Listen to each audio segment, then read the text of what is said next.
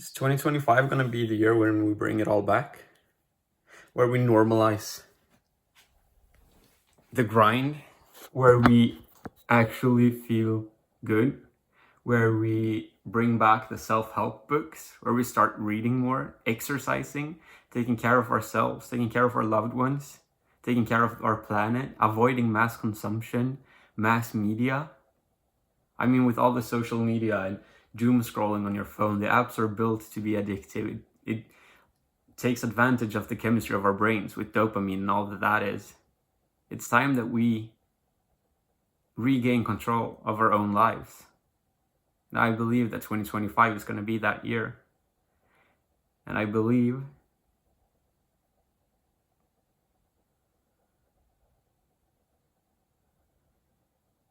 it's going to be a good year. And I know that there will be some slip-ups. I know that I will find myself on social media. I know that I will find myself not exercising as often as I want to. But I'm damn sure that I know that I will try as hard as I can to finally get there. Because I'm so tired of seeing my life waste away. Like, if I could leave my body and look at myself from a third person perspective, I don't think I'd be too happy or satisfied with what I'm seeing. I think it's time that we take care of ourselves like we want to take care of our best friends. That's an old quote from such a long time ago, but it means so much. It has so much depth in a way. And if I see someone scrolling on their phone, I don't think that they're being the most productive that they could be. And I know that that's definitely the case for me, but I think it's time to look in the mirror before we judge others. And also to write down our goals and what it is that we actually want or want to accomplish. Because I had a conversation with a friend in a coffee shop not long ago, and she said that now, today, she wishes that she had danced more. And she's such a good dancer, and she learned so many, she dances breakdance, it's breakdance, and she learned so many cool moves. And she felt this accomplishment when she achieved these moves. And then she moved to another city and she danced more. And when she danced in the new city, she didn't really focus on getting the new moves. It was more like getting in the groove, getting a feel for the music, being comfortable in doing these like dance circle things. But now, 1.5 years later, she regrets that she hasn't tried to learn any new moves. And I find myself in similar situations very often where I believe that I want something. In this case, she thought she wanted to do these moves. For me, I think I want to be able to speak languages. I say that I want to be able to know Polish, but that can't be because I don't put in the effort to learn Polish. Nothing in this world comes for free. We need to put the work in. So how can I say that I want to be able to do something, but then I never make it a priority to learn that thing? It just doesn't make sense. I think we need to be more honest with each other, with ourselves, that if I say I want something, first I need to know, like, do I truly want this? And then to be that, hold ourselves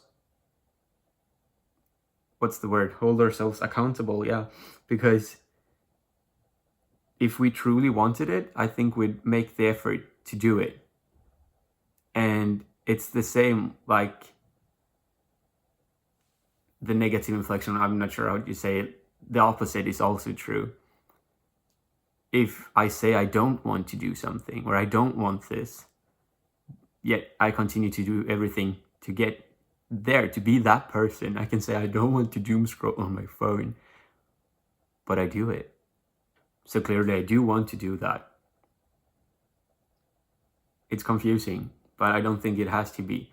I think it's confusing because I'm so much in my head. I think us humans, we can't have everything, can't think about everything always, keep it all in our head. I think it's so important to actually write things down. So all these videos that you see, all these tips about how, oh, you need to journal every single day and what are your gratitudes and stuff like that. I mean, you don't have to do everything. You just need to take a piece of paper and a pen and write down whatever you're thinking about right now, just to get it out of your head, to keep it stored on a piece of paper physically instead of as neurons in your brain, electric signals or whatever thoughts are. I think that's important, to know what it truly is that we want. And I could go on for so long. These videos are never scripted. Maybe they will be in the future, like all the other YouTubers. I remember reading in Atomic Habits, the book by James Clear, that he says one simple way to stick to habits is to define the person that you want to be. It's easy to say that, oh, I want to read more books, but it helps actually to say that I am a person who reads books. If you are, then read books. I mean, if you define yourself as someone who does the habit, then it's so much easier to actually do it. And I'm not sure if it was him, James Clear, or Ali Abdaal, or Alex Hormozi, probably all three. I'm not sure who was the first one to say it, but also make it as effortless and remove all friction for you to be able to do the thing. If you want to study more, then create a space where all your study things are always there. You don't have to always pack them, like bring them to your desk. Just keep the desk clean and organized and with everything ready to be used, so that you can just sit down in the chair and easily grab everything, and also to remove distractions.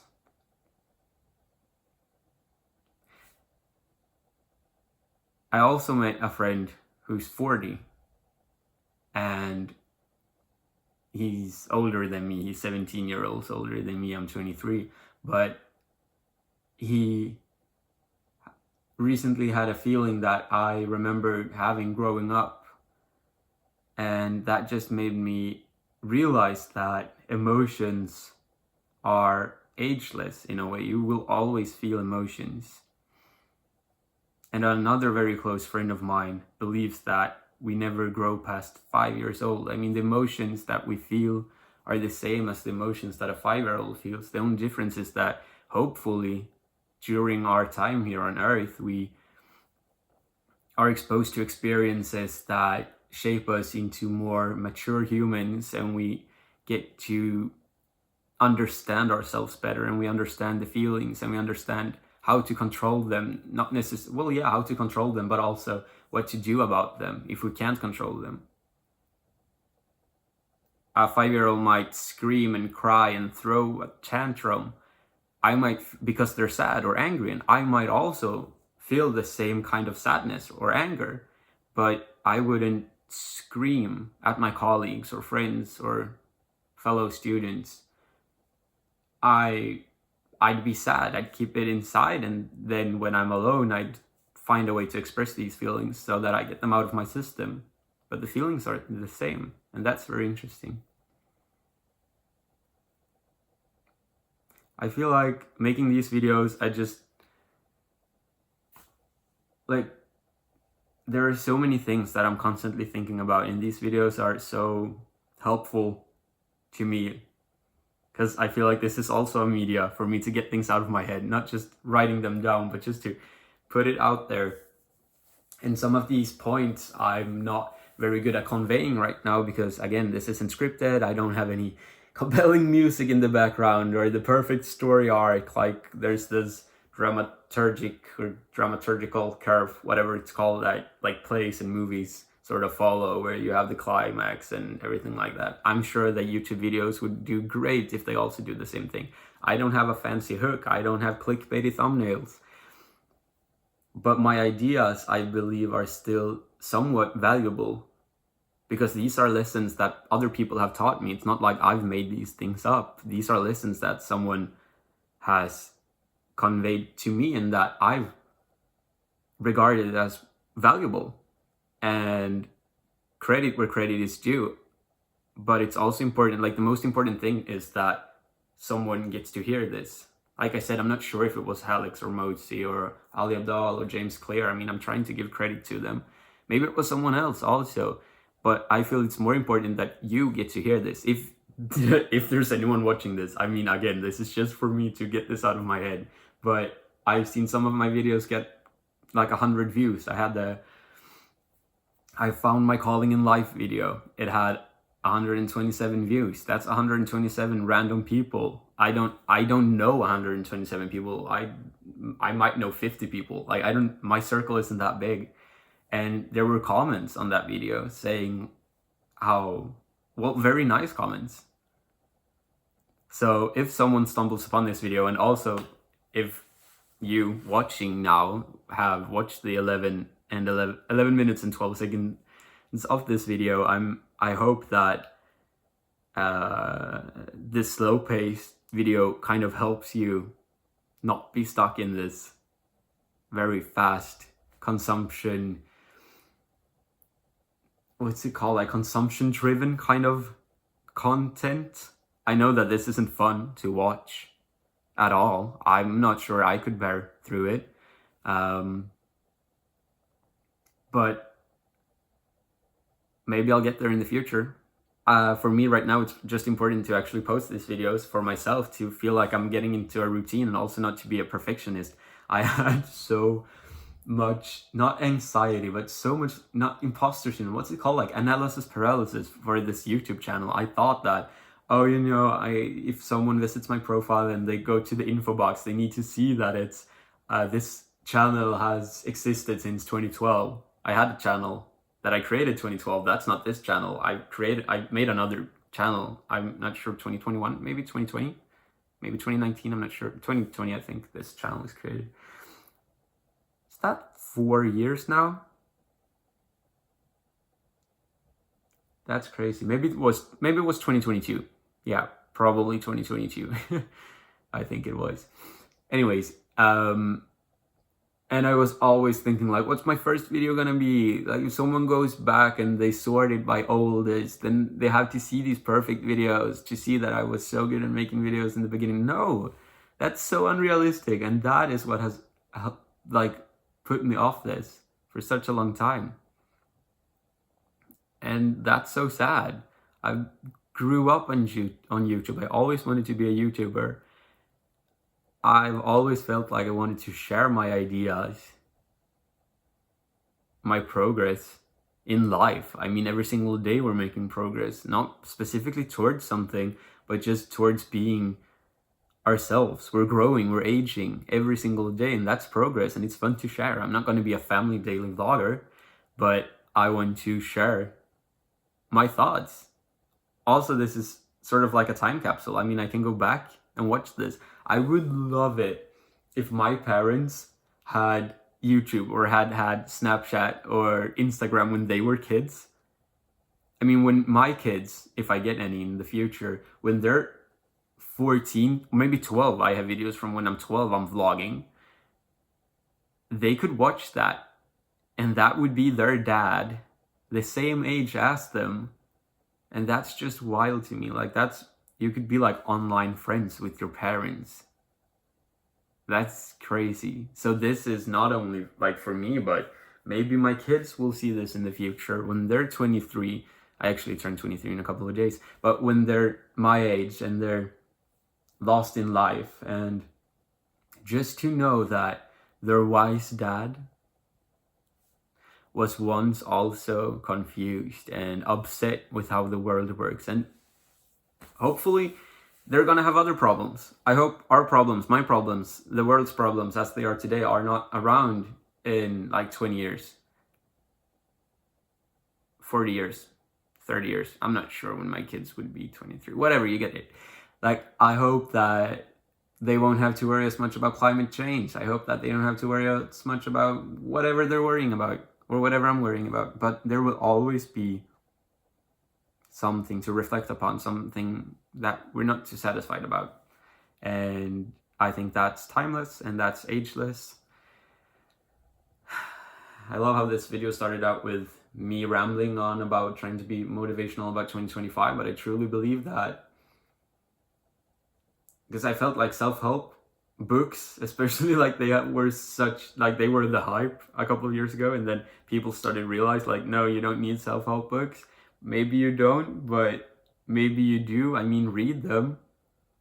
How long does it take to read a book? Not that long. You can divide the book into like these segments and say that by this day I want to read this much, I want to read 20 pages, blah blah blah, all that stuff. I mean, someone, even if it's a bad book, it's a person's experiences, personal experiences, research, or whatever it is. And you get to obtain that research, that experience in 200, 300, 500 pages for like, what, 20 euros, $20 USD, 200 Swedish crowns, whatever your currency is. Books are not the most expensive thing in the world. And I think that's just a beautiful concept, how you can get like a life's worth of experience and knowledge and wisdom quite cheap, and it doesn't take you 20 years, because hopefully the book is written well enough.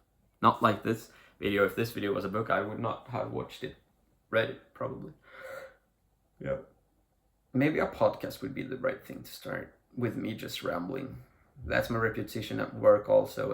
I'm the rambler. I always ramble. I love just rambling. I can never shut up, but that's just who I am, and probably that will hopefully come in handy someday. But now this video is almost 20 minutes long, and that's not quite what I was expecting.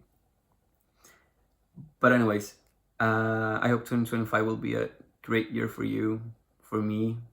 Hey, future Nathaniel, look back at this video and hopefully you have a lot of videos from this one to the next ones, and whatever the goal is, if it's to be a YouTuber and have a lot of followers, it's probably not it. I want to influence people, I want to help people, that's it.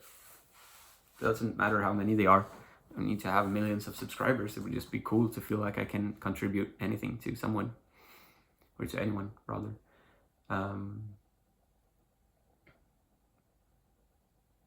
Enjoy 2025. I'll see you probably like tomorrow when I get this other idea that I want to post about. But now I really need to go studying, because I have 5 exams and I have 3 days to study for them. So wish me luck.